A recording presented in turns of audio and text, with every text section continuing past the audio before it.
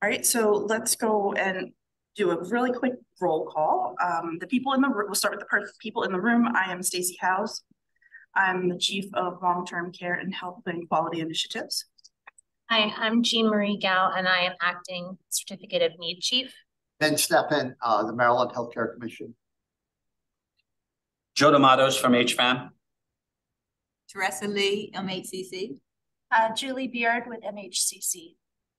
Can you tell us who's on the line? Absolutely. On the line, we have Regan Bailey, Hope Morris, Howard Solins, Delegate Rosenberg, Alexa Bertinelli, Amanda Celentano, Anne McKay, Anna Palmisano, Catherine Victorine, Claudia Baylog, Daniel Shatek, say that right, Dorinda Adams, Erin Davis, Heather Reed, Isabel Shykoff, James Forsythe, Delegate Care, Kevin Hefner, Linda Cole, Lou Grimmell, Commissioner Boyle, Paul Miller, Randy Ames, Regan Bailey. I'm sorry if I said someone's name twice. Shelley Martin, Teresa Brown, and Winnie Hawk. We also have Tracy DeShields with us from MHCC in the room. Oh, and LaWanda Edwards with MHCC as well. All right, so today we would like to just very briefly go over a summary of what happened at the last meeting. Then we'll discuss multi-bed rooms. Yes, Taz. We'll discuss, did somebody say something? No, understand. So we'll discuss multi. We have someone on the line that needs to mute their phone.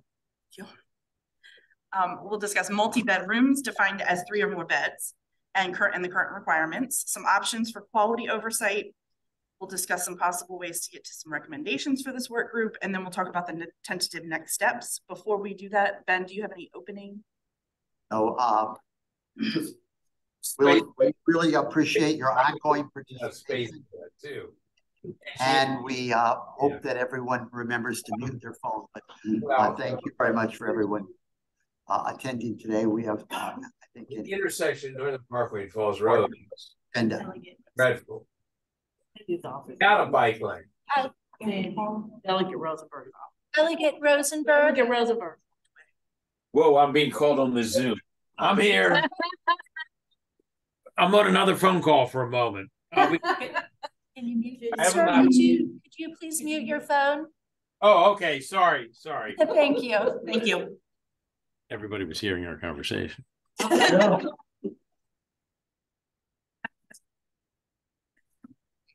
Okay, so very briefly, in the last work group meeting, we had the speaker, Robert Kramer of Nexus Insights. He joined us to talk about the changing nursing home landscape, and he discussed the differences between REITs and private equity, and overall, he urged Maryland to be neutral.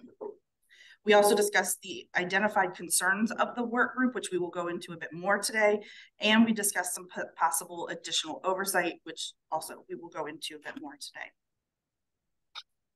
Is there anything I missed or anything anybody wants to add to that? Stacy, if you've missed the last meeting, it would be worthwhile to go to the website and listen to the meeting. It's recorded in fully, and I thought that Mr. Kramer's comments were useful for everyone to hear. Thank you. They have their hand up. Okay, so the first thing we're going to talk about is multi-bed rooms. Again, that is defined as 3 or more beds, and the current requirements and some possibilities to discuss. So this first slide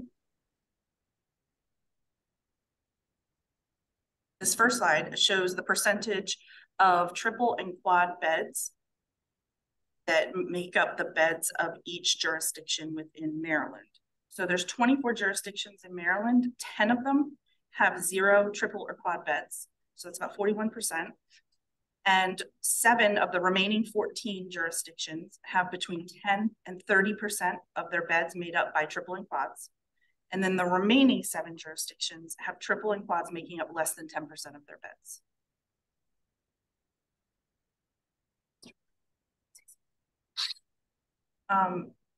Lou Grimmel, are you online? I know you had comments about this slide, if you'd like to speak them now.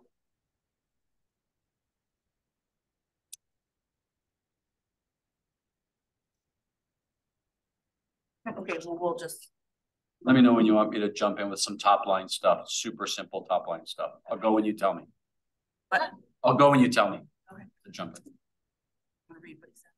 Sure. Mr. Grimmel had some comments about slide number 4. He says that there should be a column showing the number of nursing homes in each county as the table's title states. Also, the table should show the total number of 3 or more bedrooms in addition to the percentage or in lieu of the percentage. So we can make those changes and update them and send them back out after them. Yeah, so just a couple of quick observations. This is really useful data, so it's interesting to share in this way. And I appreciate Lou Grimmel's comments. I agree with them. Super easy adjustments to make. I would note that Somerset County and Carroll have very high percentages relative to triples and quads. And then contrary to sort of belief or sort of anecdote, the city is 8.9 and the county, Baltimore County, is 13.8. When you look at those comparisons, you understand the access to care and the economics of those issues. So many of the healthcare equity issues that are often attributed ethnically or racially in an urban environment are socioeconomic in a rural environment where you have total less overall capacity as well. So this slide sort of shares that in one snapshot. Now, one thing that is not present here relative to what is the total capacity, a little bit about healthcare disparity, whether it's racially or economically based. The one thing that's sort of absent from this, especially at a time when occupancy remains low overall relative to the historic average, is how many of these are occupied relative to the sort of general bed population in general. So the current national data is that Maryland's in the high 70s in occupancy, 78, 79, which is like 10% lower than the norm. So it would be interesting to sort of look at, how many of the triples and quads are actually occupied. I will suspect that rurally, the Somerset Carroll, they're pretty highly occupied. But those are just some observations right now. Oh, yeah.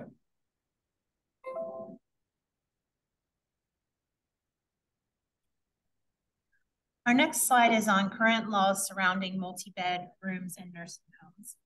This slide references when the multiple bed rooms show up in current regulations. The first is the application of FGI guidelines to new construction. So it says here that no more than 2 residents per room with a shared toilet in new construction and no more than 4 residents per room in renovations. The second is for waiver beds. And it says under waiver beds to eliminate or reduce to the maximum extent possible the number of multi-bed rooms. And Mr. Grimmel also had some comments on this slide. Mr. Grimmel, are you with us?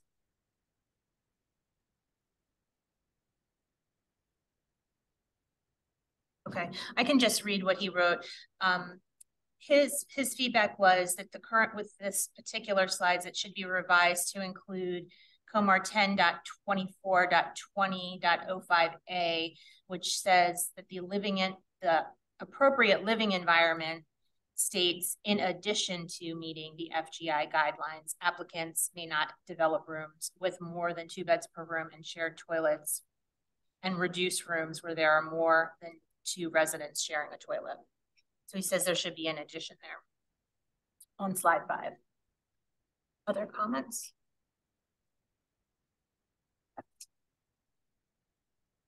Okay, so our next slide is on multiple bedrooms, some benefits and drawbacks. Some benefits that we've identified of multiple bedrooms. For residents, this can be helpful with avoiding resident isolation or loneliness, possibly lower private pay rates for multiple bedrooms. Benefits for nursing homes, possible more efficient for staffing. For drawbacks of multiple bedrooms, for residents and nursing homes, there presents barriers to infection prevention. For residents, lack of privacy and dignity.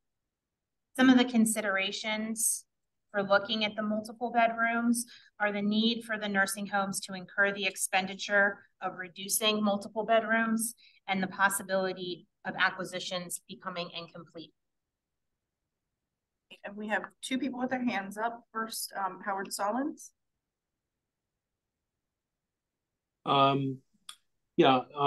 Just a comment about the drawback presents barriers to infection prevention.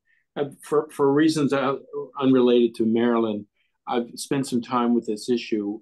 I don't know that there is. I've not seen research or anything definitive that the differential between a 2-bedroom and a 3-bedroom is materially different in terms of, and also whether it's a barrier to infection prevention. I think there's a misperception that people in nursing homes lay in their beds and don't ambulate through a facility. Obviously, that should be only in the most extreme circumstances where there's somebody is bedbound, but even they need to be moved. But so people ambulate between facilities. Differential. Also, there are different technologies that different people use for air handling, UV techniques, and other kinds of things that mitigate this. So, I realize that infection prevention is important. I just don't know that it presents barriers as kind of a definitive statement that I don't know if the science really bears out in terms of that.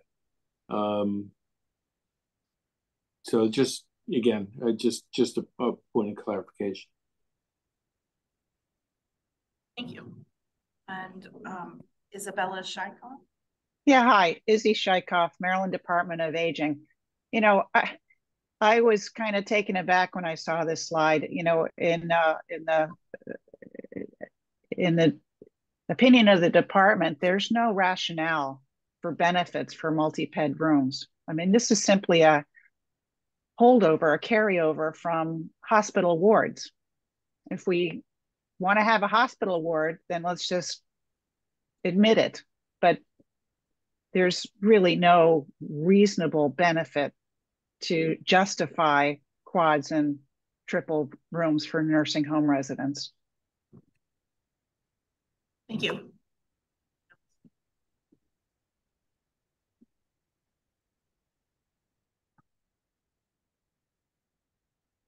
Okay, our next slide is on multiple bedroom solutions to consider. And in this slide, we're talking about a 3-year time frame. So some of the options that we are looking at are all multiple bedrooms are removed, to the extent possible, reduce multi-bedrooms, make no changes, or other options that we've missed for this slide. So I guess the first question would be, are there other options other than what's on this slide that the work group want to consider? You could grandfather them based on some standards. You could either grandfather all of them or some of them. So that's one. You could prohibit them in future building or future development. That's two. Understanding the point that Bob Kramer made at our last meeting, these rooms are part of the current licensure. The covenant documents of the current lending or the HUD underwriting is based on the value of the number of those rooms and the revenue stream. So that has to be looked at. Barring the existing rooms would be a government taking. So there has to be compensation in a government taking. So again, you could come up with a standard by which some 3s and some 4s were permitted to exist under some circumstances. If you prohibited some of them or all of them, they would have to be compensation relative to the value of the bed and the revenue of the bed. You could most certainly bar them in future construction. And I guess the last point could be that you could make it easier for a provider that currently has triples and quads in the same way that we do under our current CON to consolidate them and take a building that's got a lot of triples and quads and move it to another building that they owned. And as a result, you have two buildings with a whole bunch of doubles, and you kind of get rid of the triples and quads. And then again, the last final point is we do have to look at the uses of some of these rooms. It is very, very sad to point out, although it's great public policy that goes back in Maryland 25, 30 years. 25 or 30 years ago, the majority of ventilator patients in Maryland were cared for in hospitals, much more farther removed from the community at a much higher cost. Today in Maryland, Maryland leads the nation, and most of the ventilator care is provided in nursing homes. Oftentimes, sadly, these are people that are comatose, that don't have family. And so do you look at a 4-bedroom unit the same way if it's essentially a hospital ward, as Izzy points out, and it's treating ventilator patients with really not many people visiting them except staff? Or I visited one of these people in Crownsville for a number of years until she passed away. She had been in that state for over 30 years, really healthy, outlived all of the norms, but she was on a ventilator and essentially brain dead. So not all uses are the same, and efficiencies in those situations matter. So I just share that for the good of the order, just things to consider. Stacy, just to be clear, so if you want to establish a new nursing home today, you cannot get a CON for that without configuring it with singles and semi-privates. There's no vehicle currently through the CON process. That's good. This is really only referring to acquisition. Right. So what you could do, though, again, to that one point was you could make somebody who's got triples and quads, you could make it easier for them to move them around in their enterprise permanently, right? To make not on a fluid basis, but permanently. So somebody that has 3 buildings and 2 or 3 of the buildings have triples and quads, and they want to have 2 or 3 buildings that only have doubles, you could, that would be something you could do in the future. But you'd have to give them more time to do it, right? Yeah, probably years. Thank you. So it sounds like the guidance is second bullet, to the extent possible, reduce multi-bed rooms. This consensus of the group. I mean, that's what we're at now. You can't guess. I mean, again, you can't build them, as Ben points out, you can't build them now, but they exist, and they serve a purpose now. And so if you do that, then you have to figure out, okay, how does that impact total capacity and access? And then how does it also ultimately impact the funding for quality care? And then finally, those folks have presumably HUD underwriting for their mortgage that counts that as an asset.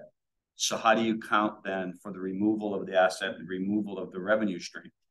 Right. But yeah. There's a lot of ifs there. Right. My point is what I think we're trying to do here is to make sure that, to move forward with recommendation. And unless there's some additional commenting, and what you said, it sounds as if the second bullet, which is, yes, we all believe that it would be good to move forward, but not make drastic changes. And perhaps in a sense, grandfather. Sure, that's is that right? There's still some hands up and a few chats. Okay. Yeah. So in the chat, Anna Palmisano said that as a microbiologist, I can confirm that there's solid evidence that more residents per room increases risk of infection. So that's referring to, I think it was the last slide. And another comment on that slide, there are studies on the infection control issue presented by multi-bed configurations, and we should get input from infection control experts. Okay, thank you. So if that's the case, that's true of all settings, right? Hospitals too, Yes. right? Yes, You can't have, right? You can't have increased risk in nursing homes with multi-beds, but not increased risk in hospitals of multi-beds. Yes. And Shaikov has her hand up again. Yeah, hi. We would support phasing out multi-bed rooms in SNFs. Thank you. Okay, what other comments or suggestions do we have? Did you put your hand back up, Ms. Shaikov, or is it still up? It's just still up. Okay, just making sure. Yes, Ben. So, I mean, the what is easy, the how is the challenge. And I think in terms of kind of reviewing the well-known case is Massachusetts, which the Medicaid administration has signaled that they're phasing out payment for triple and quad stays if it's a Medicaid patient. But that could be considered in Maryland. It's also notable that that's the state's being sued on the basis that I don't know if we have anyone on a call today that can tell us the status of that. There's been I can, since we're the one bringing the lawsuit, I can talk about it, but I don't know that, you know, either offline or whatever suits. The yeah. Howard Solins. There's also, you know, the I think the threat in Massachusetts that some operators have said, you know, we lose our triple and quads, we're going to close. That's a threat, whether it's actuated is. You know, there were 4 facilities forced to close in Western Massachusetts as a result of the regulation. So you know, that's an approach. We are talking about through acquisitions. Mr. D'Amato's raised that point. There might be a way to graduate this, thinking of those beds as not usable except in a surge situation. That seems as though you know, it was an avenue that was considered in the latter phases of the pandemic, where we wanted to maintain hospital beds, but we didn't expect that they would be used. And there was a lot of discussion on establishing surge capacity. Fortunately, in 2022 and 2023, we didn't really see a level of infection that caused any need to activate that in hospitals. But you know, that might be a way to soften the conversion. We do have the tool through acquisition that I think we'll talk about a little further. But if property doesn't change hands, it has really no impact. So it can be a meaningless lever if there's no change in ownership. So I think we should think a little bit more about what I like Trust's idea of a graduated, but I think we would want more specifics on how you transition from triples and quads if you have them to something of lower capacity, but with appropriate planning in place, so it's not so abrupt that it causes additional challenges to the facilities right now. But I'm not completely satisfied with just saying when they change ownership, that's the only situation that the state should get involved in. And I think we have one more person with their hand up, Deanna Kaufman. No, I just had a quick question. I had lowered it, but can you remind me, for Massachusetts, I know that this slide is on acquisition, but with Massachusetts, was it 1 or 2 years time frame? Or what was the time frame? I just can't remember. Ben, do you want me to answer that? Yeah, go ahead, Howard. Ben stepped out. Well, can somebody from the committee? Oh, yeah, excuse me. Jean Marie or Winnie, should I answer that? Go ahead, Yeah, Howard. yeah, go ahead. Okay. So in Massachusetts, that basically there was a Medicaid piece, but there was also a place for waivers to be granted. And so so I think that the Medicaid reimbursement aspect was solved by waiver, but the rubber really hit the road in terms of a licensing regulation that went into effect, in which the way it was implemented, it would have forced the involuntary relocation of over 100 residents from facilities where they were living to beds that were not available. And so there was an injunction that was issued by the court against that for the 31 plaintiff facilities. So the regulation went into effect for some facilities, but other facilities were protected by an injunction. There were 4 nursing homes in Western Massachusetts that were not part of the group that was covered by the injunction. They lost so much revenue that they were forced to close their doors. And so you can read the media reports as to the impact on hospital patients backing up in Massachusetts. So the case is still pending. There was a motion to dismiss on behalf of the government, which was denied by the court. And so the case is still active. And, so that's the status of it. There was not a 1 to 2 year phase out.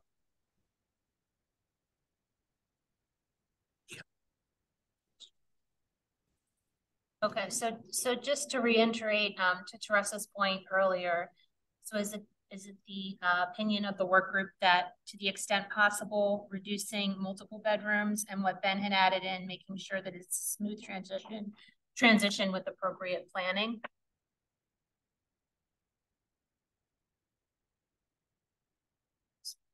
Not seeing any hands up. Chats. Okay. Thank you. Okay, our next section is on options for quality oversight. Okay, so the first slide we have in this section is about the bill requirements beginning on October 1st, 2023, and should have received, we sent out handouts electronically, and then everybody in the room has the handouts, but we could start, might just be easier rather than going through this slide to walk through the handout. So if we look at the one first that says notice of acquisition / transfer of ownership. So this is what the commission's current form looks like. And everything that I changed on this form are things that are in the bill already. And we are supposed to start doing as of October 1st, so which is right around the corner. So if you look at the top, a couple things that are quite easy, adding the tax ID number of the facility being acquired and the Medicare and Medicaid certification number of the facility being acquired. There are no changes on the second page. And then if you go back to the bottom under the affirmation, you'll see that's also in red that I added copying the Office of Healthcare Quality and the Health Secretary. And then if you go back to the attachments, attachment A remains the same, but I did put a bullet point. Now, attachment A refers to looking at everyone who has an ownership interest, 5% or more ownership interest in the acquiring entity.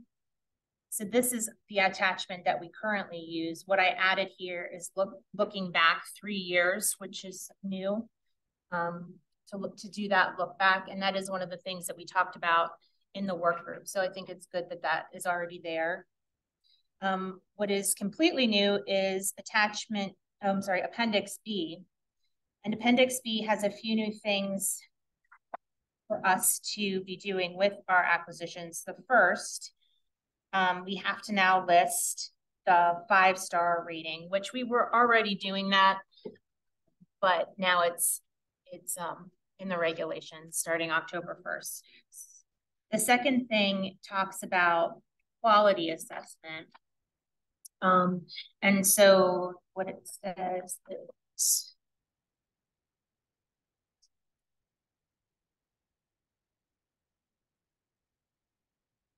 okay, so we have to have show that the facilities that are already owned by the acquiring entity have quality assurance copy meetings that meet at least quarterly. Okay. And then the other one has inspection dates, both for licensing inspections and for certifications. And then lastly, lawsuits and arbitration filings of any patient or patient representative. So all of that information needs to be disclosed at the time of acquisition. So that's the changes for October 1st. Does anyone have any questions about that? I think reporting is straightforward. I mean, how we do it is important, but transparency is good. So, you know, I think this is an important part of the law. One clarifying question, because I'm just running around and slow today. It's a really stupid question. I apologize. So let's say that I'm the owner of nursing home B, and I'm buying nursing home A. The acquirer has to have this information, or right? Not the acquired, right? Okay, thank you. I appreciate that, because yeah, I didn't know. So thank you. Dana Kaufman. Thank you. And my comment is a little bit general, but I think it needs to be said, and it probably needs to be said over and over again as we look at this process. So you mentioned the 5-star quality rating, and I have strong concerns about us relying too much on that going forward, only because we are going to see, it's just a matter of time, a decline in our quality ratings in Maryland. And that is solely because the OHCQ is coming into the facilities and they are doing surveys, and they haven't been surveyed for 4 years, 3 or 4 years, which means that the number of deficiencies that are being given are quadrupled than they would have been if they had been able to stay on a 1-year time frame. Same with complaints. So we are looking backwards, not forwards. And oftentimes we're looking at issues that current facility wasn't even at the owner at that time, and it might be flipping again. So I just want to make that comment because it's not going to be an indication of quality going forward. It's just the way that metrics is being done now. And I think it's something that we do have to be mindful of just because of the circumstances that are being operated under. Dana brings up a super important point. So she nailed it. There's going to be what essentially will be an artificial lowering of the 5-star system because a number of sites. What I would add to that is that it doesn't mean that because nursing homes didn't have annual inspections for 3 or 4 years that, you know, nobody was looking at them, you know, so they suck. What it means in many instances is that they had self-report complaints or other complaints, as Dana said, could have been under a previous owner 3 years ago that were resolved, and really in a previous world would have been resolved in like a desk audit. But because we're behind in the country, by the way, we're behind. You're having these self-report or complaint issues 3 or 4 years ago, could have been a different owner, already resolved, that are coming up on a survey and being cited now. So it's not, somebody shouldn't take away from this. They haven't been inspected for 3 years, so they're getting 70 deficiencies. In a previous world, they wouldn't get 70 deficiencies, and they wouldn't be surveyed for a 3-year or 4-year period at one time, right? So it's really important to point that out. So I think in terms of the correction you should make here is for the immediate preceding 3-year period list facilities held for those 3-year periods by the current owner. I don't think it makes sense to hold a acquirer responsible for the quality in a facility that acquirer didn't own. So I think we need to nuance that language so that they're accountable for the ownership, for their ownership, but they're not accountable for the track record of a previous owner. Happy to hear comments on that, whether that. There is one comment from Ann McKay saying, but won't that even out in a year or two? And theoretically, it should. Theoretically, yeah, it will. It will. I mean, I was at an event yesterday with one of the regional administrators from CMS in Washington, D.C., and roughly a third of the nursing homes have still not been surveyed in the country in the last 4 years. They've obviously had some complaint surveys, and they've all had infectious disease surveys. So it's not like people haven't been in the building, but annual surveys, about a third of the nursing homes in the country are yet to be surveyed on annual survey.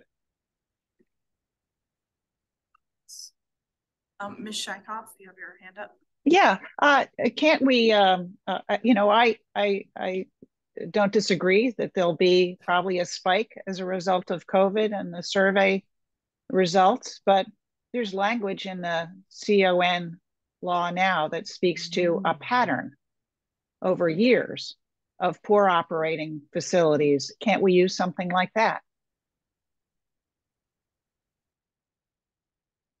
Thank you. Amanda Celentano's comment says, what about places that change owners every 1 to 2 years? So the regulation that we're talking about, you have to have been, they have to have owned the facility for 3 or more years.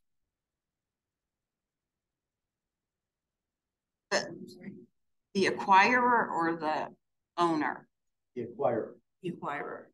The look back on their track record is other facilities owned for 3 years. Yes. Right. Yes. Yes.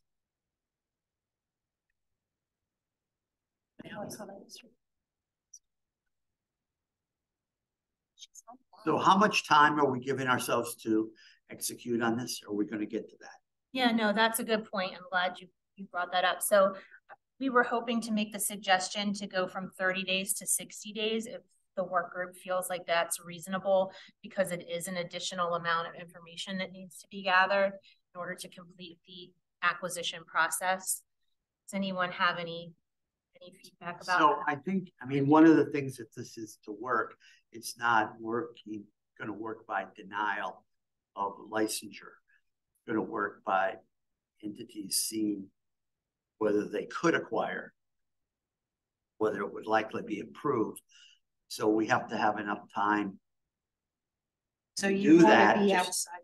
Okay. Just have to have enough time to do that, and the assessment has to occur well enough in advance of the closing date for the evidence to be available to a acquirer to say, I don't like my chances here. I think I'll look elsewhere for purchase.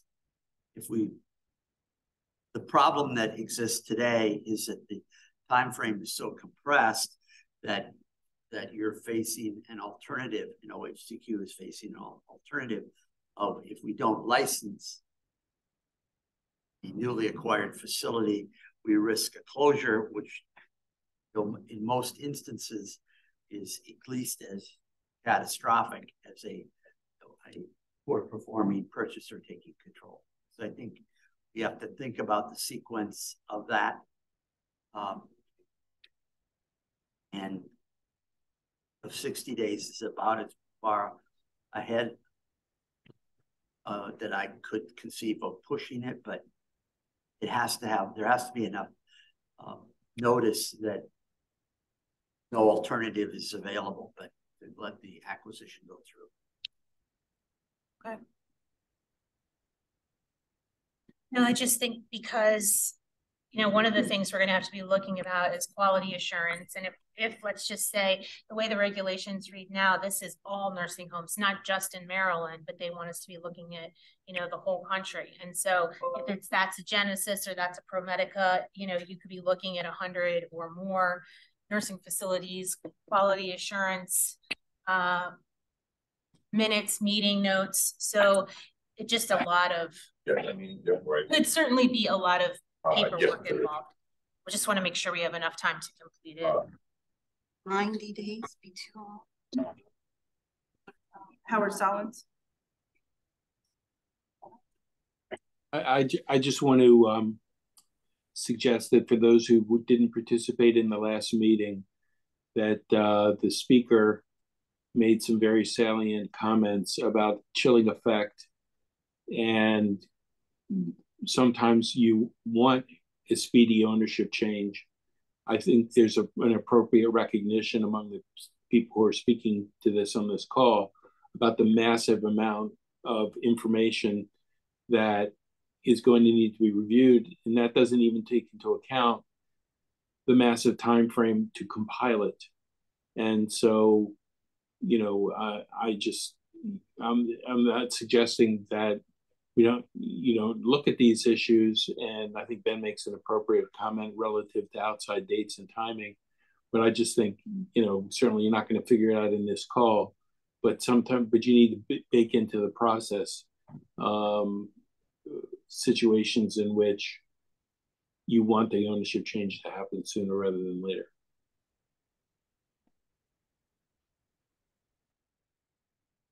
Thank you. Thank you.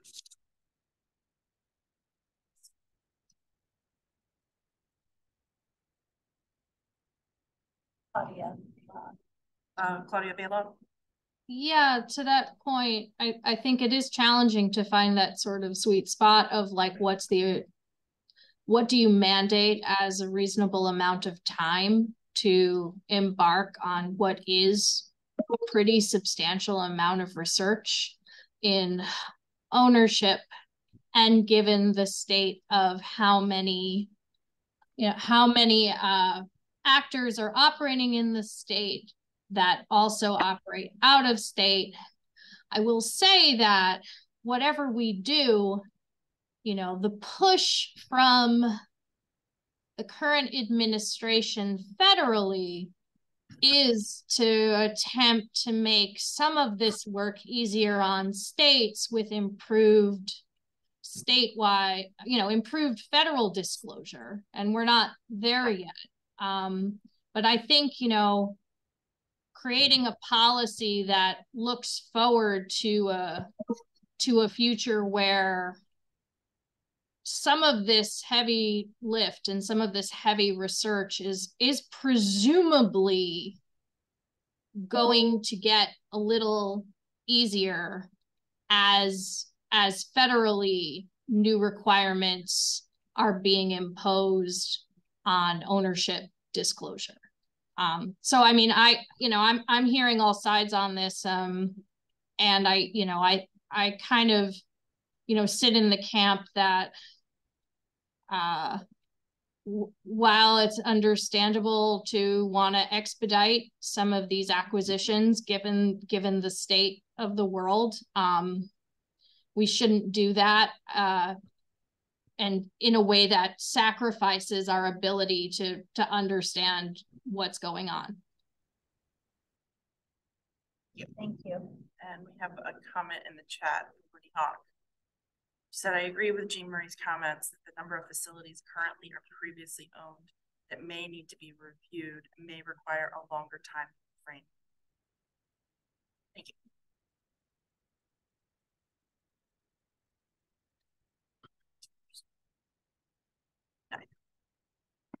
Thank you. So we have some suggestions that came up in the last few work groups for additional robust quality oversight.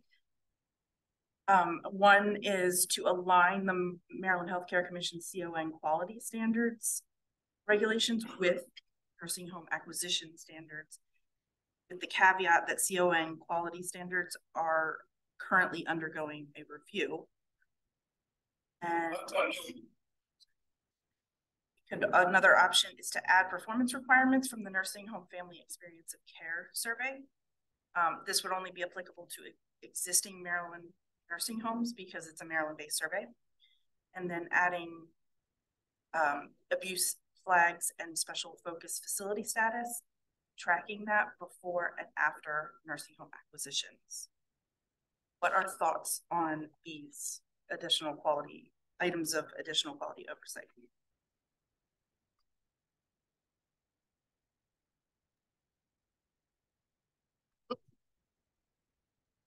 Clarity, are you saying that these are the kinds of things that should be considered in that oversight?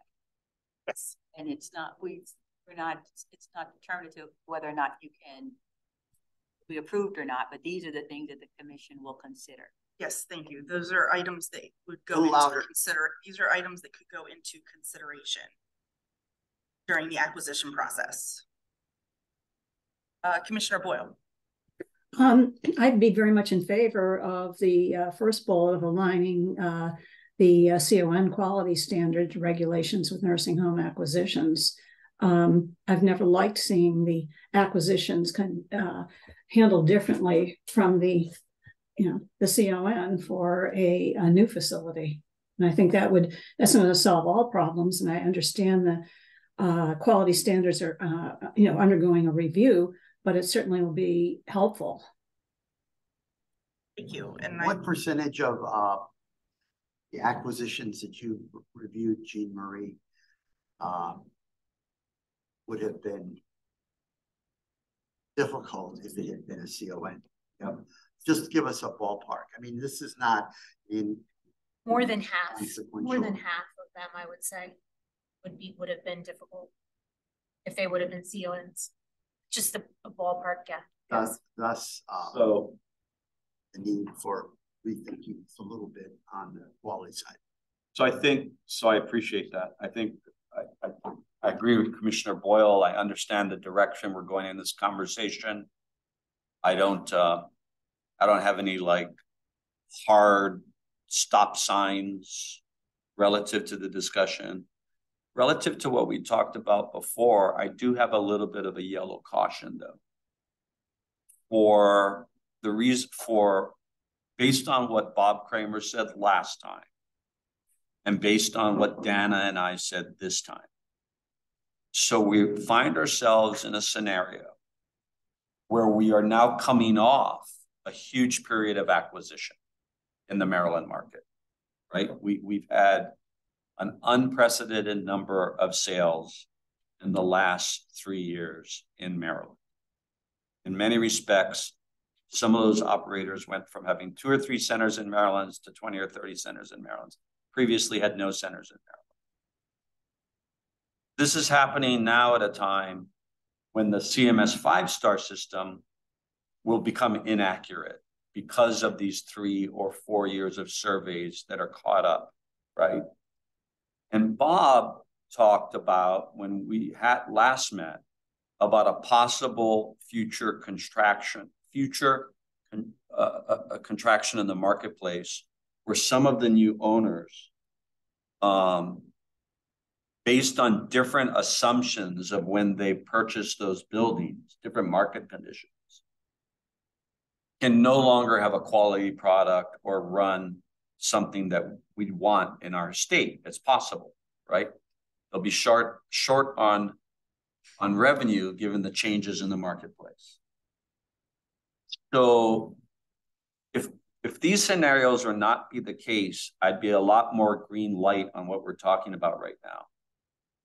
But given what Bob Kramer said, and given what Dan and I have said today, we could find ourselves in a period 2 years from now where we have really good owners who have been in business for 30 or 40 years in Maryland, who have suppressed 5-star rating systems because of where we are now. And we're going to need them to bail out a bad provider who has to exit the marketplace. And they won't be able to because we applied the CON standards to the acquisition. So I just think we should be aware of that this is a sort of a special time with regard to that. I worry about a time when We need a good operator to step in for an operator leaving the market. And the good operator has an artificially repressed 5-star system rating. And so then I'm able to do that. That's a worry. So that's the yellow light that I have. Generally speaking, applying, making standards equal for con and acquisitions, good. But the current position we're in, I think we should be a little cautious. It's just the reality. So it sounds to me like most people are in, have a consensus with it. We like the first bullet, but it needs possibly a delay with the CON standard. You don't need, quality. maybe you don't need a delay. Maybe what you do is you qualify. You have a second standard or a third standard. Based on what we know regarding yes. Yeah, you create a second or third standard that qualifies a purchaser other than the 5-star, you know, and we could work with you on that. But you create, you know, do they employ their own physicians, right? Most nursing homes don't. A lot of good ones do, right? Just off the top of my head, it's a pretty good standard. But there are other ones that you could come up that could then fill in for the 5-star. A few people with hands raised. Commissioner Boyle. Sorry, I was muted. No, I agree. We have to look at the 5-star and have qualifications, given the, you know, what Mr. Kramer said in the conversations today. But we still have to have some standards. Thank you. And Ms. Shycock?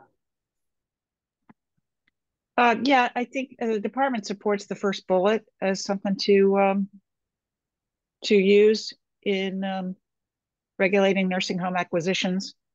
And as I said earlier, you know, we know who the poor performing operators are. If we can take the 5-star system over time to identify those organizations or operators that are chronically poor performing, we can see that, and as opposed to a blip because of COVID or because of a lack of surveys over the past 4 years. I think there's a way to do that, to differentiate between those situations where there's been you know, a problem that is few and far between, or those organizations that just, they're always at the bottom of the barrel. Thank you. And Howard Solins?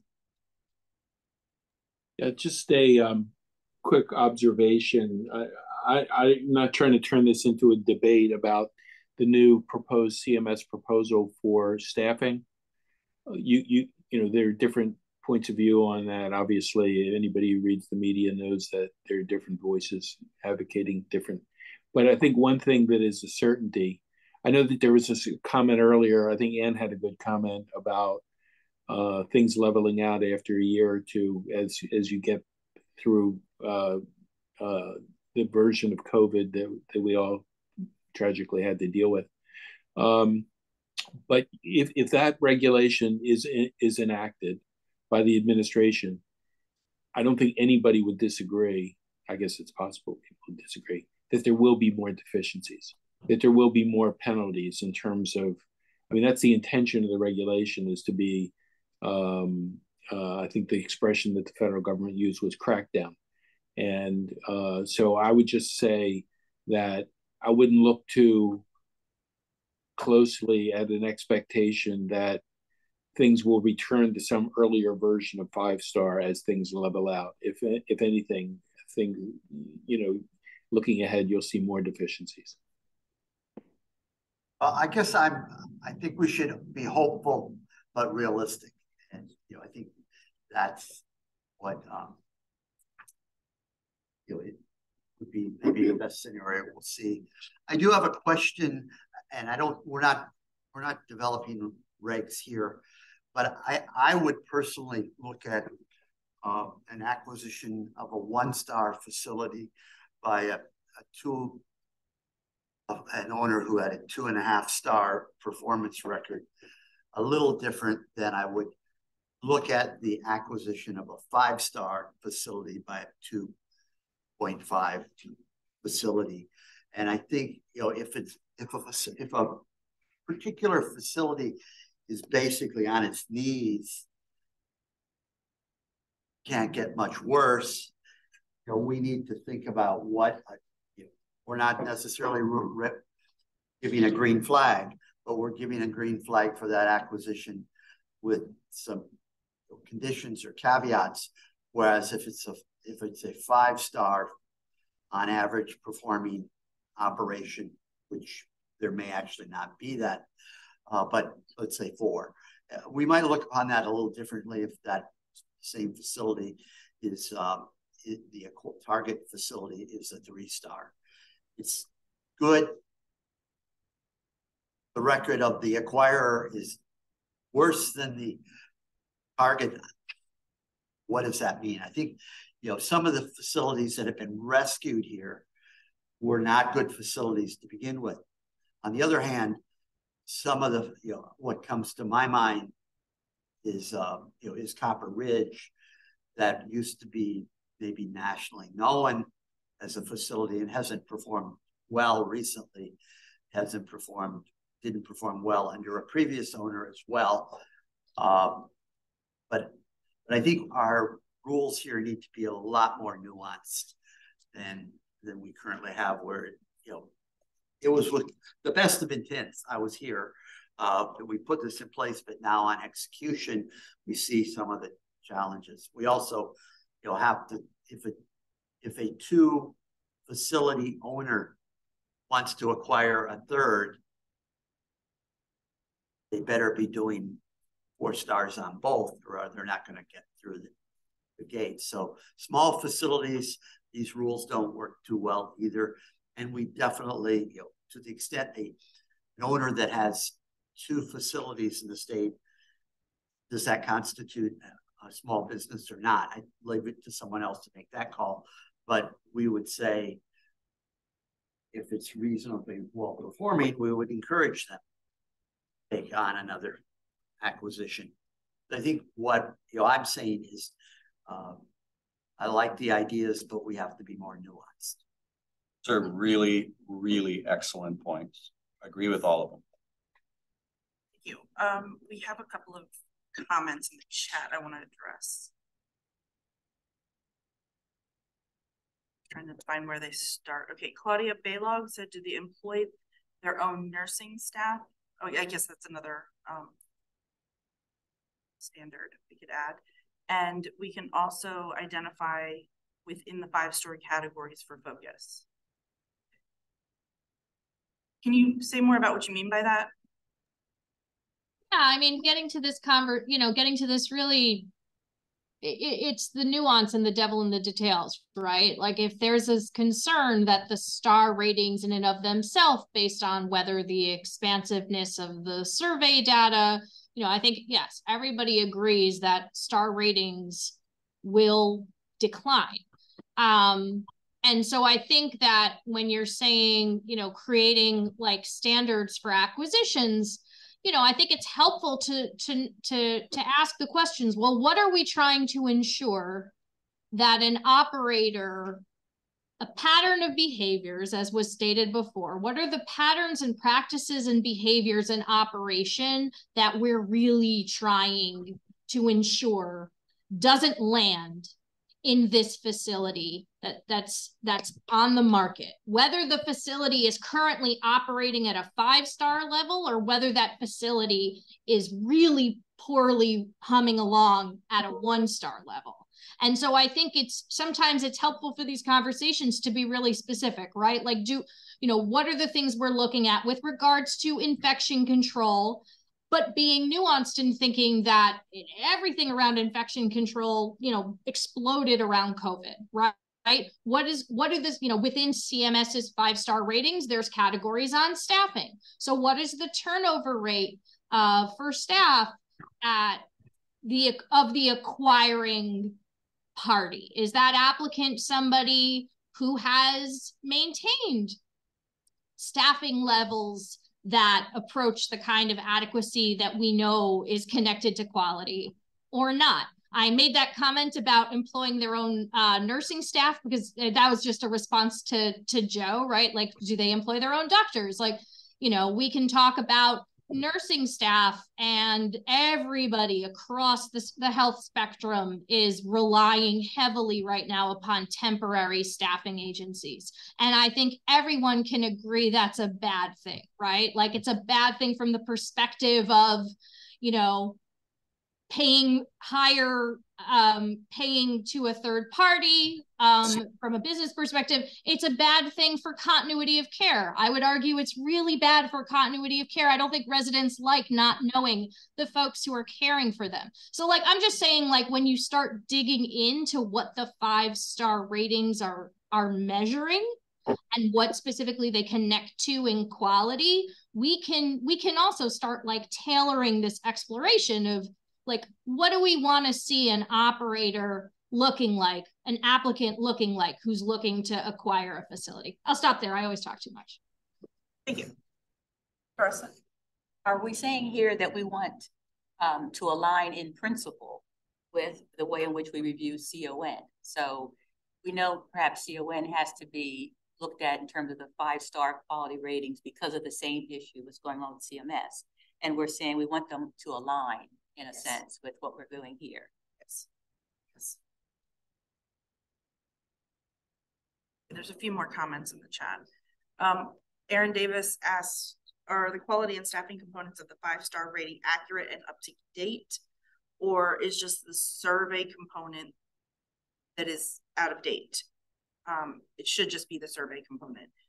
Can we use components of, okay, so it looks like she's making a similar comment to Claudia Baylog. Can we use components of the rating and phase in the survey component over time when it is more accurate? That is a similar comment. Yes, Ben. I think most people know this, but in terms of the 5-star rating, the driver of the rating is, Stacy?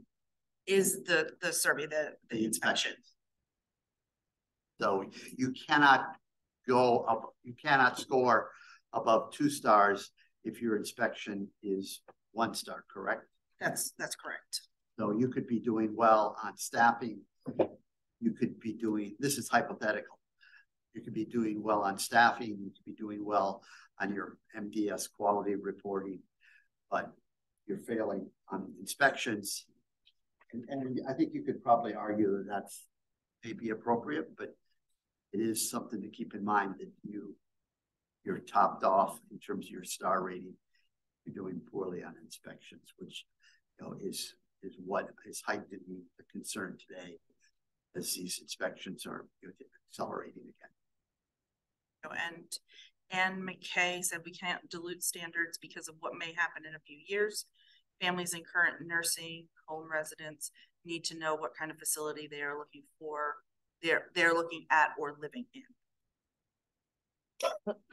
And Aaron Davis responded to that she agrees, but it's not accurate information. If it's not accurate information, I question how helpful it is. Thank you. Howard, you have your hand up again? Just again, trying my best to just make technical observations. Turnover rate negatively affects staffing, but there's good turnover and there's problematic turnover. The data are not sensitive to whether people are turning over because there are problems in the building, or somebody comes in and wants to make positive change and does the proverbial staff house cleaning, maybe takes an administrator or two to get it right, maybe takes a DN or two to get it right. So even facilities that are making positive changes that everybody would want to see get lower 5-star rankings on staffing because of staff turnover. The other part of the technical analysis, it's just a fact of the process, is that if you make it technical, if you're late on your reporting for a technical reason, irrespective of your actual 5-star staffing level, you get a 1-star. So there are 1-star facilities under staffing that have staffing that are well above peers. And so I agree with Ben that the health inspection is the statistical driver of 5-star. But if you go on a Care Compare website and see a 1-star or 2-star, you have to look behind really what happened. Thank you. So are there any comments on bullets 2 and 3?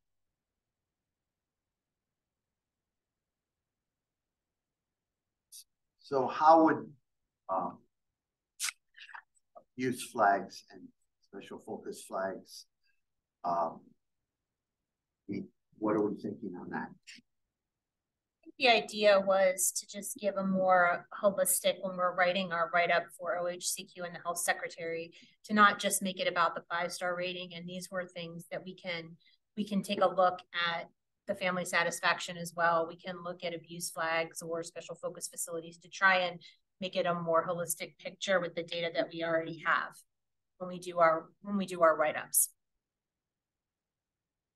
That was the intention. Stacy, if you're a special focus facility, are you topped out on your CMS star rating, or can you score a 4? No, they don't even publish them.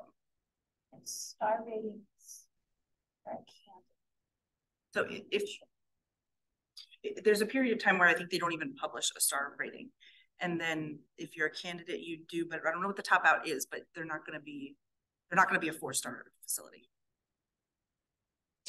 I think so it's useful information. Given there is some, velocity here in terms of turning this around, I would be hesitant about adding. We want clear criteria, but we don't necessarily need more criteria.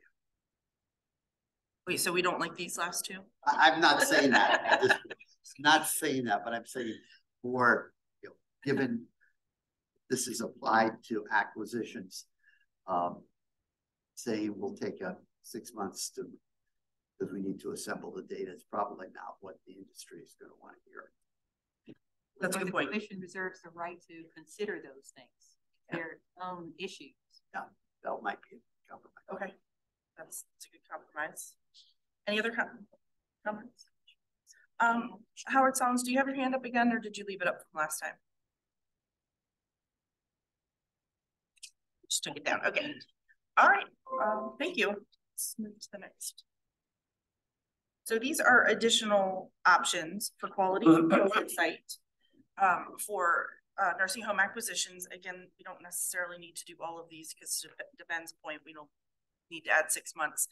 But these are some options for tracking acquisitions. So one of the first things the work group came up with was requiring newly acquired facilities to spend a defined % of revenue on patient care. This would need to, we would need to establish a benchmark based on data from strong performing facilities on Medicaid cost reports. So I would just add, and maybe John Spadaro, because he's an operator, can add, but the current system requires, our current Medicaid drug system requires that the largest cost center be direct care. So it's the largest percentage of the rate. And there is a cap on margin on nursing care, specifically in the rate. So it's important to point out that right now in our current system, the system is established that the #1 expense is direct care, of which the vast majority is labor. And then actual nursing margin is capped in the rate. That's right? I believe so, Jeff. Yeah.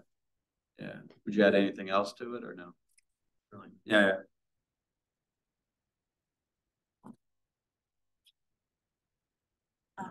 In the chat? Yeah. Okay. Said, is the nursing home family experience of care survey public? Yes, it is.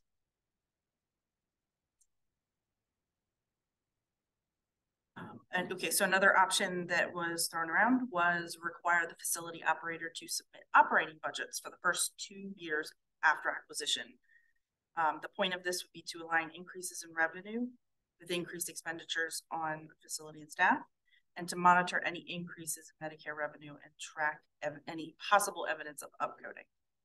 So conceptually, you could do that in Medicaid cost reporting now. right? You could look at, is a specific provider's acuity, as they report it in their CMI data, is there increase in acuity out of the statistical norm? So that's the acuity, that's the revenue side. And is there staffing, if there is a decline, and even if that decline is legal, like they're meeting minimum standards, is the decline in their staffing, if it exists, statistically out of the norm, right? So theoretically now in cost reports, you could look for that, just so you sort of know. But you'd want to look at it on both sides, right? And you wouldn't want to look at it as just raw increases or decreases. You'd want to look at it saying, if in the marketplace, CMI, went up by X and this went up by Y, you should like, oh, interesting, it went up by Y. And if staffing went down in the same way, you'd want to look at it. So this is one way you could do it, but theoretically, the state and their consultants could do that now with cost reports. So interesting. The problem with that is cost reports. So if we can do it now, that probably would not be such a bad recommendation to do it. I don't know. I'm not an operator.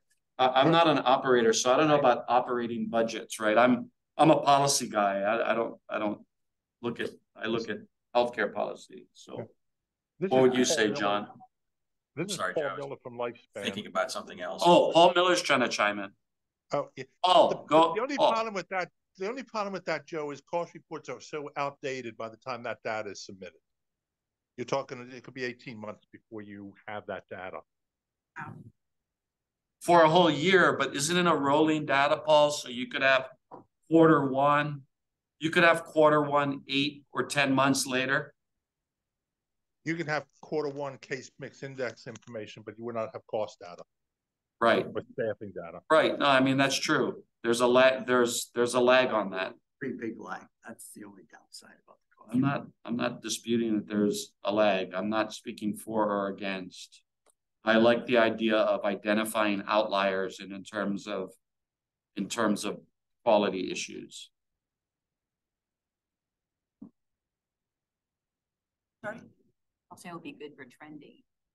You don't have current, you just kind of see the direct. You can look trend. You could totally look at trends. Anyway, what do you do with that?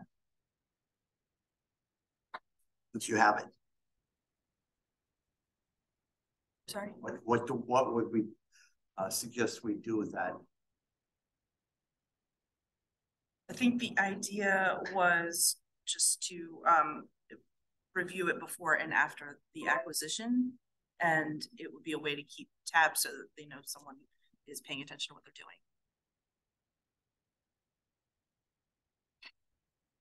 I think there's a lot of assumptions. I mean, if somebody's taking over a poor performing operation, it could be poor performing in a lot of ways.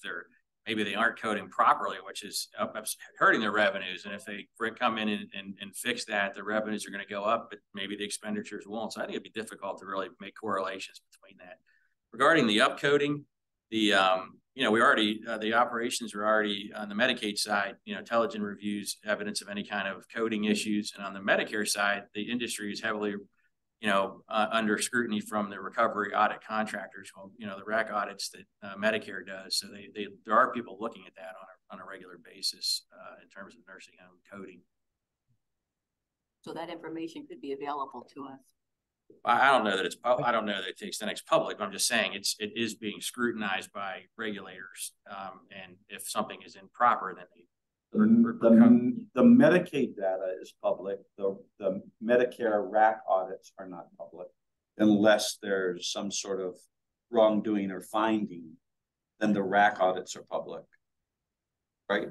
I don't know if they're public or not. I don't think they are. I think Medicaid cost reports are obviously public. You just have to be able to navigate them. I don't think Medicare RAC audits. I mean, I could be wrong, but I don't think they're public. But to the point earlier, really, really good point, is you could look at trends previous to the acquisition. I mean, you could have a longer look back, because to John's point as well, it could be that an operator just kind of got lazy before the sale. They knew they were selling, you know, and they didn't do a good job. So you could look longer back to see what the norm was with those centers. But yeah, I think this is an important area. Thank you. Are there any other comments on the first two bullets? Yeah, this is Paul Miller again from Lifespan. I do want to make another sort of comment since we're talking about staffing.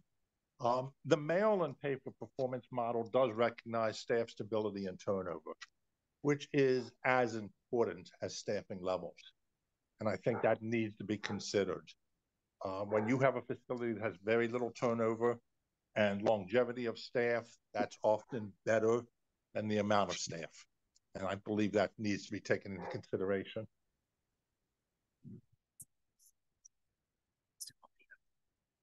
right, thank you.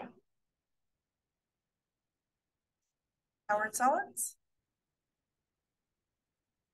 I have comments about a number of the bullet points. I don't have to keep chiming in. Maybe if it would okay for me to comment at the end on this slide and then on a number of these, or do you want to hear them one at a time? I think it helps encourage the conversation if you would just make your comments now that way. Okay. There's an implicit, I don't know, maybe I'm inferring that there's something negative being assumed about an increase in Medicare revenue. I mean, I think inappropriate and tracking evidence of upcoding, you know, doctors, hospitals, nursing homes, home health agencies, hospices get audited all the time. There is a very active oversight process by third-party payers in government. And so I'm just concerned about kind of one person's increase is another person's upcoding or a disallowance. I mean, just because you have a RAC audit denial doesn't mean you did something kind of intentionally improper. It just means that, you know, you're subject to an oversight process. So I just have a concern about what maybe I'm just taking a wrong inference, but it seems like there's kind of a negative implication that increased Medicare revenue is a bad thing. I mean, it is what it's got to be an accurate thing. We're not trying to imply that that's a bad thing. We're saying that we would want to look at it over time as a trend and in conjunction with other things that might flag that something is off. It's not that by itself is a bad thing. Thank you. Any other comments? Ann McKay, you have a question about how will the CMS proposed staffing regulations impact possibilities? Did you want to address that? Well, I was just wondering if that was part of the consideration when you were developing your possibilities or financial requirements. I'm not sure I understand the question. Consider that, the implications of that, as you're considering all these other data sources and pieces of information. All right, go ahead. Oh, go ahead. I think at the time we were working on the slides, since it's not a form, it's just a proposed rule right now, we hadn't taken that into consideration when looking at these current possibilities. Thanks. But you would say it's a possibility, right? Yes. So then there were 4 other options that were mentioned during the course of the work group. So there's requiring disclosure of current debt levels and plans to incur additional debt. Any comments on that, adding that as a requirement?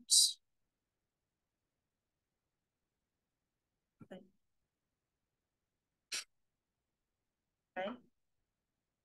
And another was requiring a letter of credit or bond at the time of acquisition to pay for any future judgments. Like lawsuits, is that where you're talking about, or bankruptcy sort of things? And then can we go back to the other one for the debt level? Like what's your thinking around that? Well, we will be looking back. I think that's good information to have, but I was just wondering your thoughts. Yeah. Because we're going to be looking back 3 years already. So we would have an idea of past acquisitions. So that information in and of itself might give us some of this, you know, to look at, you know, how many facilities have been acquired by this entity in the last 3 years. So all of that would, or part of that would be debt. Only point I would make about the two of the last, you know, again, I don't personally have any red lights, but the require letter of credit bond, create a ceiling of rent levels and increases. Are we gonna, you know, so I think Maryland has one of the largest numbers of, for instance, medical surge centers in the country. I think we rank in the top 5 in the country. Are we going to look at doing this in other settings? I know this bill only talks about this, but if we're going to start looking at letter of bond rating and rent levels and increases, you know, are we going to look at other settings eventually in the commission's work? Not in this bill, but a good question. And you know, some of the financial reporting that we are talking about here probably exists between Medicare, Medicaid, and maybe OHCQ.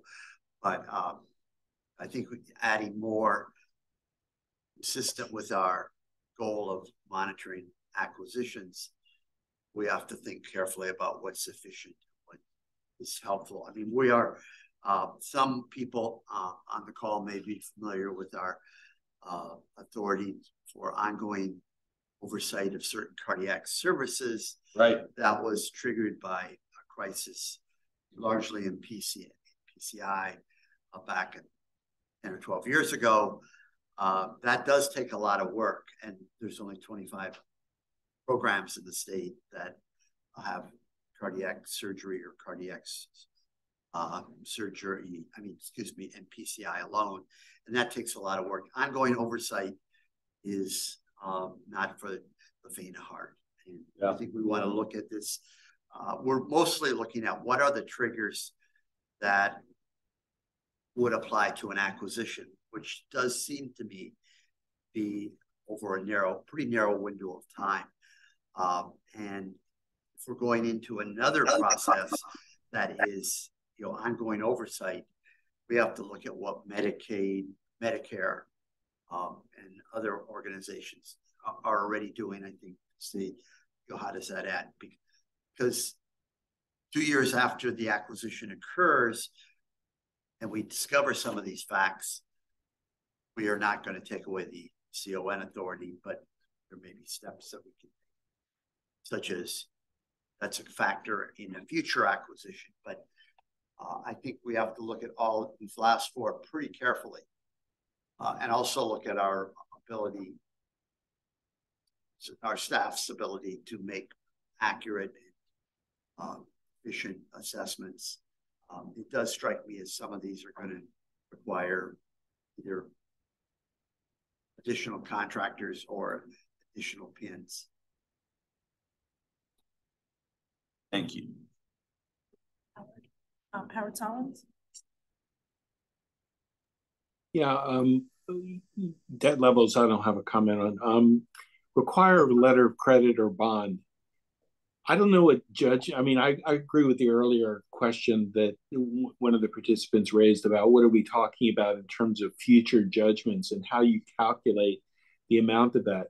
You know, letters of credit and bond don't just come out of thin air. Obviously, I know everybody knows that. But they have to be securitized by assets. And so, sometimes that may require a cash bond. This really runs the risk. I'm assuming this is not trying to create a kind of a financial pool to make sure that the plaintiffs get paid or not get paid. Again, I'm not getting into the policy justifications of that. All I'm saying is, if you require, as to Ben's point, you're going to have to come up with an amount and a formula. And the more you do that to satisfy bond, you're going to be taking assets and away from resident care, from facility operations, because you're going to be basically saying, don't spend assets on patient care, don't spend assets on other aspects of facility operations, because you need it to hold it as security to securitize a bond or letter of credit to pay for future judgments based on some hypothetical. So I don't know. I've got kind of a practical concern about that bullet. In terms of creating a ceiling on rent levels and increases if it's renting its property back, I don't know. You could be an interesting law review article on the constitutionality of that. But I think the group has had, in a way, it's tied to the first bullet point. In other words, percentage of revenue care, when Joe spoke to that. So I think, the focus of a lot of legislation is on what you're spending for resident care, not trying to cap a particular expense as much as making sure that revenues are used for the intended policy purpose. Thanks. Thank you. Are there any other comments? Okay, it doesn't sound like the last four bullet points are very popular. Please correct me if I'm wrong. Are there any other comments on this slide?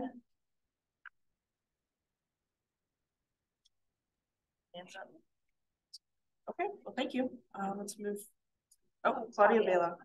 Yeah, I would just argue, I still, as a policy matter, think it's valuable to explore what facilities are, to track rent expenditures for facilities, even if you're not ultimately creating a ceiling or using them as some proxy on the defined percentage of revenue on patient care. It's a component of that first bullet metric, but I think it's valuable for us to be exploring, well, what is actually happening when facilities are renting properties back. Thank you. Joshua Albert.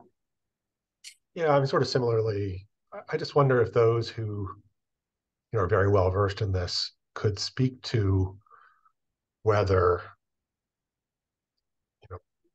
my colleagues and I are wrong in being concerned about the split operations ownership model, and that it entailed in that is some risk that the provider in the end can't be held accountable meaningfully for things that go wrong if it disappears. Thank you. Howard Solomons. Josh, did you want to respond here, or do you want to talk offline? Obviously, we could do both. What is, and the last, Bob spoke about this in the last session, but this bifurcation of operational entities versus property entities is ubiquitous nationally. I would say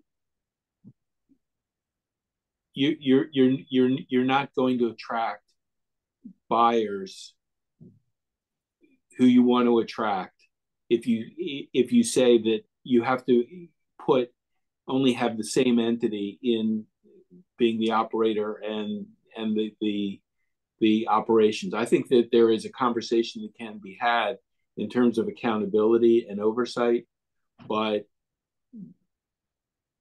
well, the reason I raised the point at this point of discussion was because, in my understanding, some of these ideas are intended to recognize that that's the world we live in. Right. But are there measures that can mitigate the risks associated with that? That's why I sort of raised the question at this point. I think in enhanced accountability and transparency on the operational side, because if you own real estate, you're kind of at the risk of the bona fides of your operating tenant. And so I think a useful part of the conversation is how to keep a focus on who's operating, who's delivering the care, who's taking care of patients, who's hiring the staff, and making sure that there is proper accountability. I'm speaking more to the fundamental notion of the kind of title holding aspects, so the real, kind of law school distinction between a landlord and a tenant, as opposed to some sort of policy accountability, which is a problem you can solve for. So I don't think there's disagreement in terms of objective. I just don't think it's a useful path to get there, to question what is such a pervasive aspect of the way facilities are operating. Hey, Josh, do you mind if this is Joe D'Amato, so I'm not an attorney, so we've talked a bunch, you and I, but do you mind if I call you Josh? Sure. Thanks, I appreciate it. So I want to bring up a couple of points that Howard brought up and Bob Kramer brought up, and then add. So first, in healthcare in general, and in nursing homes in specific, and across many, many, many industries, this PropCo-OpCo relationship is a long-standing norm, to the point that Bob Kramer a couple of weeks ago, and to the point that Howard just made now. So the PropCo-OpCo relationship, that's a norm. The financing of nursing homes, I think, fairly dramatically changed as a result of the Great Recession and the U.S. artificially holding down interest rates until just recently. So I think that's part of what we've seen in the financing of nursing homes in general. That's different. That goes to like 2008 or 9, which is relatively recent. Point 3 is Howard makes a really good point that I think you should focus on the OpCo. And again, I'm not the lawyer in the room, so I don't know landlord-tenant law and all the stuff you guys learned in law school. But I think ultimately the area of responsibility relative to care rests with the OpCo. Now there's a caveat and a fourth point. And that caveat and the fourth point is, I'm generally not so concerned about the funding source. I'm concerned about the leverage and the relationship between a PropCo and an OpCo. So what I've said for many, many years now, prior to this discussion, is what I would be tracking on is, does the specific type of arrangement, financial, not PropCo, OpCo, the financial arrangement, whether it's a credit card, a mortgage, a local bank, a REIT, private equity, does the relationship result in inadequate funding of the operation? So me, if I were doing this, I would be focusing on inadequate funding of the operation, less so than the source of the funding, whether it's a credit card, a mortgage, a bank, or a private equity. And I've said all of that legislatively, Josh, so none of that's new. But for the purposes of this and your question, I wanted to share it. I really appreciate that, both of you. And I guess the question, I mean, sorry to now be so interventionist in this discussion, but I mean, are there ways to refine the second to last bullet point here so that we're getting at the kind of inquiry that you just described? I think that's where you're thinking, correct? Yes.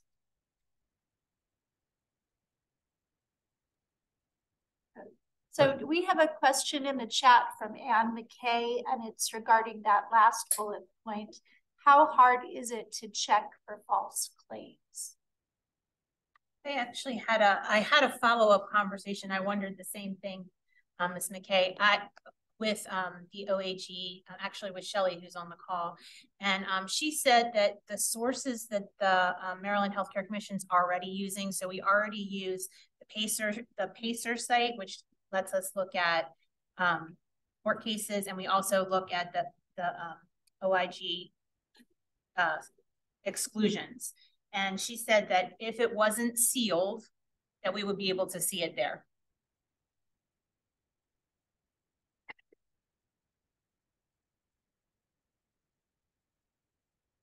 All right, if there are no more comments, move to the next section.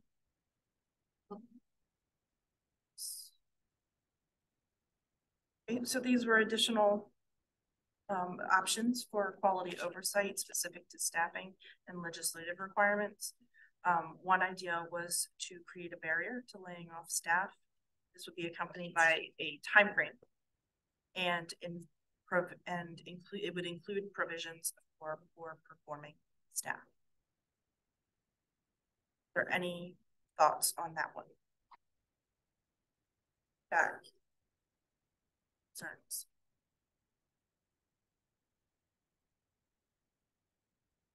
So current Maryland labor, like based on the size of an operation, do we have existing regs and laws on notice of layoff in Maryland?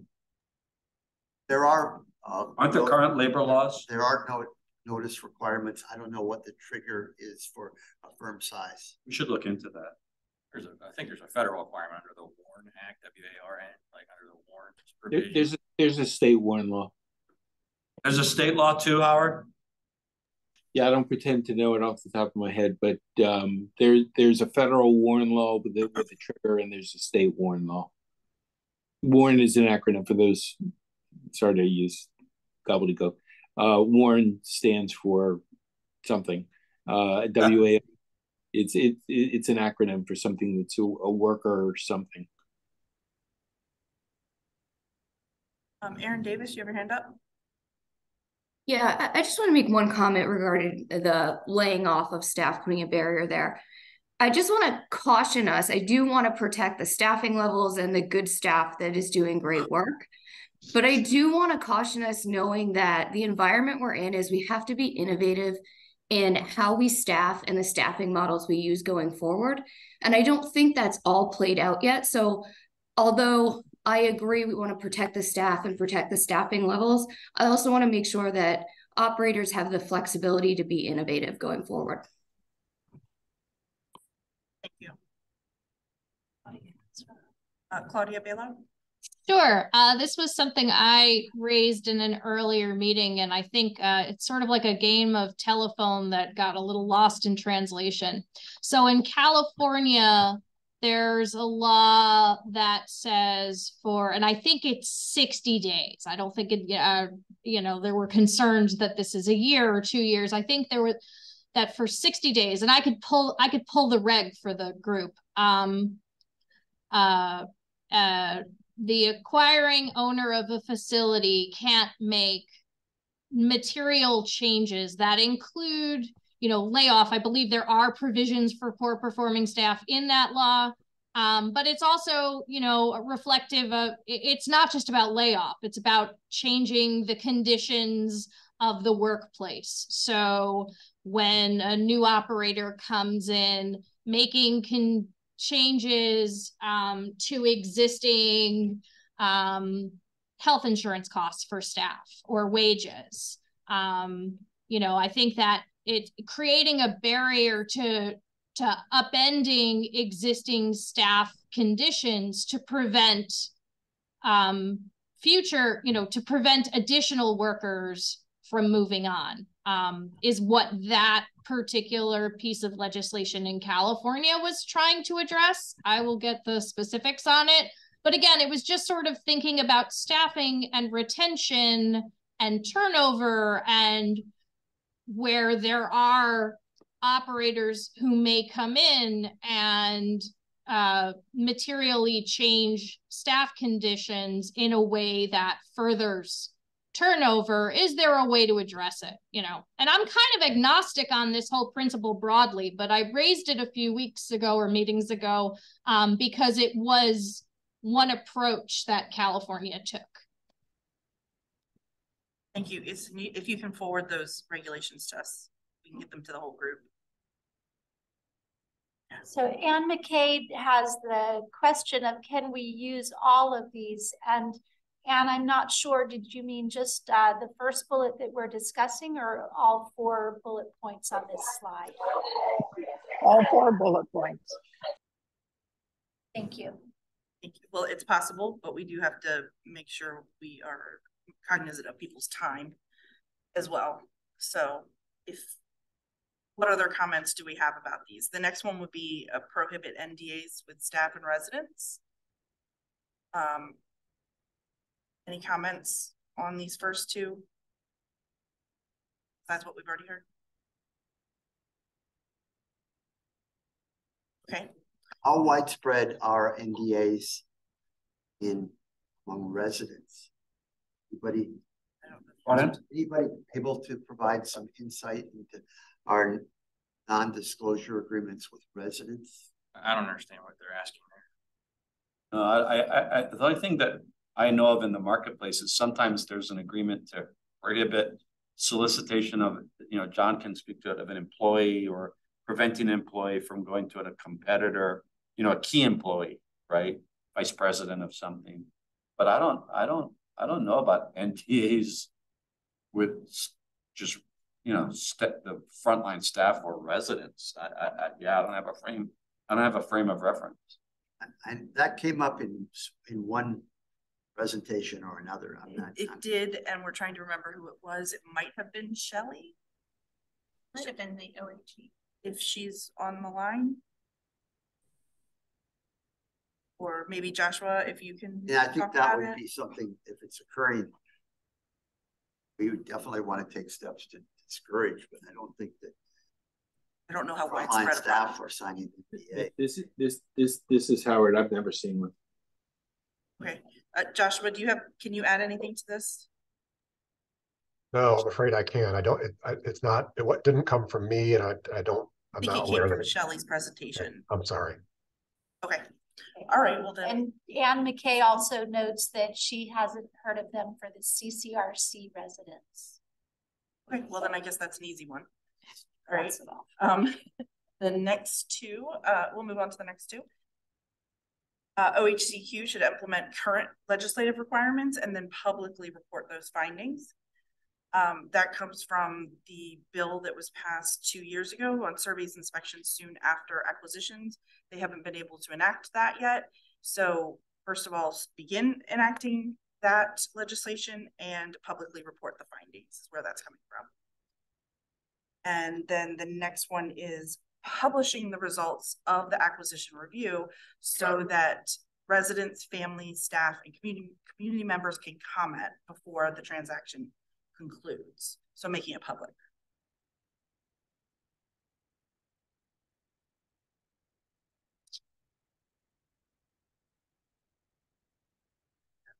Any thoughts on the last 2? On these last 2, comments, concerns?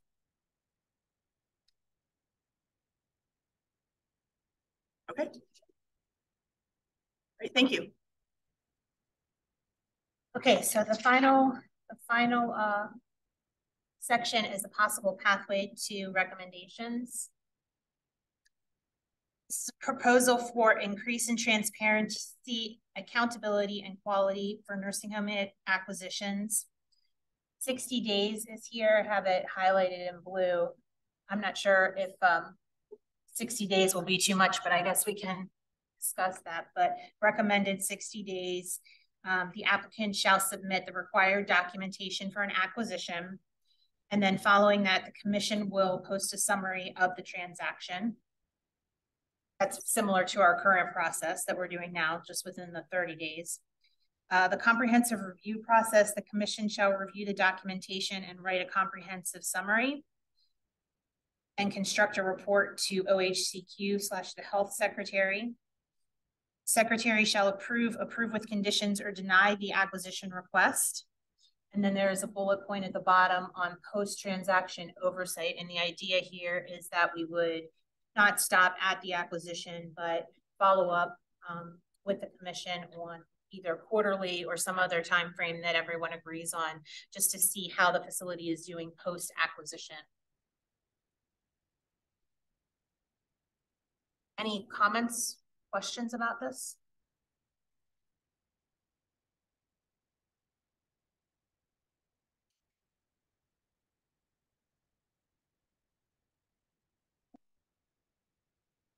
Okay.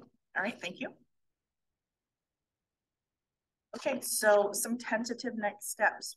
I think we have enough information from everyone so that we can begin pulling together some recommendations. Our hope is to get something to the work group by September 29th. That way you'll have some time to get us feedback by early October 29th. I'm sorry, October 9th. And after we have some consensus, we need to present to the commission. If necessary, we can have a meeting number 5. So I did want to, before we adjourn the meeting, just kind of refresh. I know a couple of people, including Mr. Auerbach, weren't on earlier, but what are we doing with the 3 and 4 bed rooms? We kind of left that a little soft. I know that a couple of people wanted to speak on that. I'm not sure if they actually got a chance to speak on it, but can you refresh everyone on where that stands? Was there anyone who didn't get to talk that still wanted to say something before we deliver what we think is the consensus? Okay.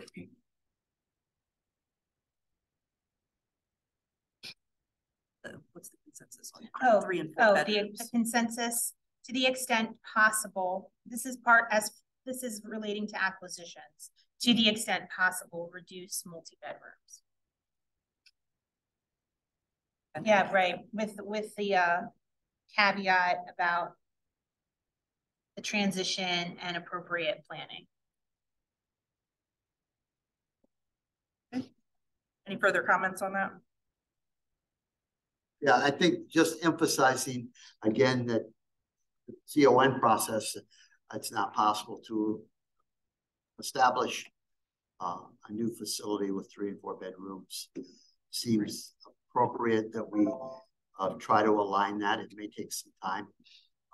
We did hear some comments about consequences on covenants agreed to with FHA or others that would have to be taken into account on. I think we want to independently assess how significant that would be. We also have to assess what the cost of the taking of that would be, both to the, it's like buying a 5-bedroom home and everything is cool, and somebody comes to you and says you can only use 3 of your 5 bedrooms. Your mortgage says 5 bedrooms. So, it's the idea of, there's 3 issues, right? There's how will it impact access of care in those rural settings, but not just in the rural settings that we mentioned earlier. And then those organizations, again, not just with their covenants, but the value of those buildings is based on the number of beds, as is the revenue. So you just have to take into consideration the access to care and the efficiency, but the access to care and the cost issues of the value of the property and the revenue related to it. So you said it much better than me, Ben. You said that stating it is easy, figuring out how to do it, a lot more challenging. So we just have to figure it out together. I think there's a way we can, but we got to figure it out together.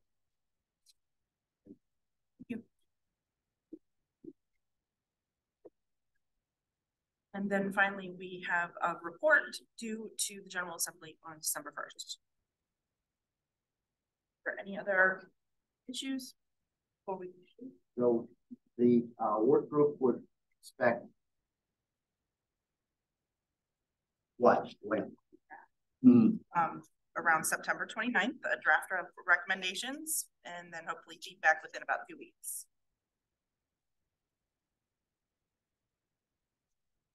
Thank you very Lou much. Ramel has his hand up. Wait a minute. Oh, who had their hand up? Lou Ramel. Oh, Lou's here. Do you have something to say, Mr. Ramel? Maybe on mute.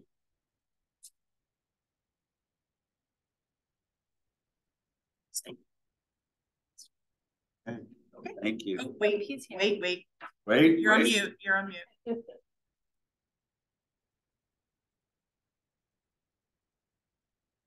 Mr. Grimmel, we can't hear you. Can you hear me now? Yes, sir. Okay, I apologize for the technical difficulties. Okay, my name is Lou Grimmel. I've been in the nursing home industry and with Lorien for 47 years. Lorien is a local family-owned and operated business with 8 nursing homes, 6 else, and associated businesses. We own and operate 779 nursing home beds, all in singles and doubles occupancy, and have also integrated assisted living facilities in our nursing facilities. I am not representing any trade association agenda or special interest agenda, defending triples and quads, which are, in my opinion, a threat to health and safety. As both a public health advocate and an operator who guided our company through a terrible pandemic, I strongly believe that the time has come for Maryland to eliminate utilizing triples and quad bed configurations in nursing homes. This change must be addressed both in CON exempt acquisitions as well as ongoing of existing nursing home. There are a total of 224 nursing homes in Maryland, operating 27,905 beds. Of that number, 2,571 beds are in triples or quad configurations. 9% of our beds are in triples and quad configuration. Those 2,571 triples and quads are in only 61 of the 225 Maryland nursing homes. That means there's 164 nursing homes in Maryland that have only singles or doubles. Our industry weathers enough storms that this is one that we need to address sooner rather than later. Of those 61 nursing home operators, 45 are operated by only 61 of the 225 Maryland nursing homes. Of those 61, 45 are only operated by 6 operators, operating 3 or more in the state. Per MHCC's 2020 data, those 6 chain operators account for 2,035 of the 2,700 beds. This amounts to 79% of the state's 2,571 triples and quads. There is also a racial equity aspect to the distribution of triples and quads.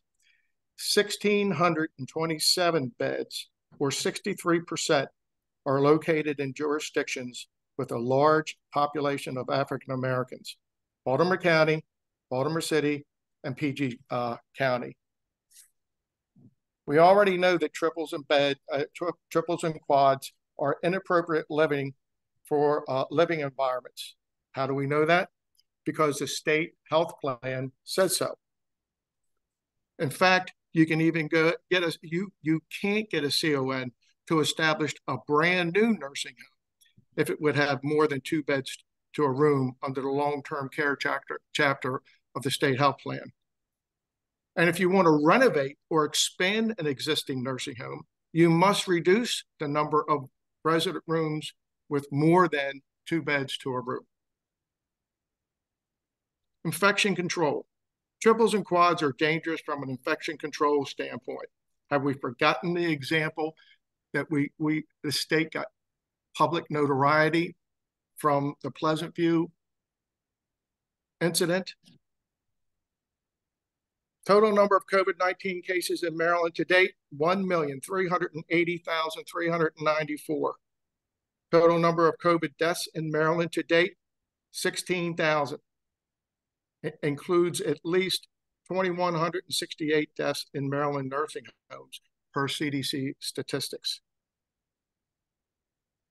For acquisitions of nursing homes, they should not be approved unless the buyer agrees to eliminate all triples and quads within a 2 or 3 year of purchase. The horse is out of the barn. MHCC has already approved CON exempt acquisitions of nursing homes with triples and quads because its regulations have permitted it. These beds remain in place and have already been relicensed. The work group should issue a recommendation that OHCQ should adopt licensure regulations which prohibits existing nursing homes from deploying more than 2 beds to a room. The work group should also issue recommendation that reimbursement rates should be adjusted to remove financial incentives to triples and quads. Thank you for giving me an opportunity to express my thoughts. Thank you. Thank you. Further comments? Anything else?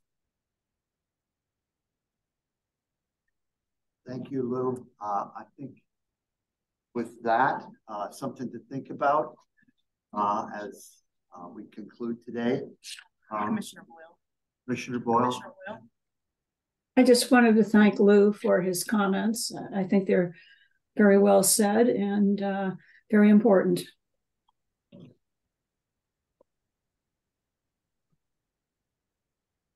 Thank you. Thank you, everyone. You'll hear from us soon. Enjoy your weekend.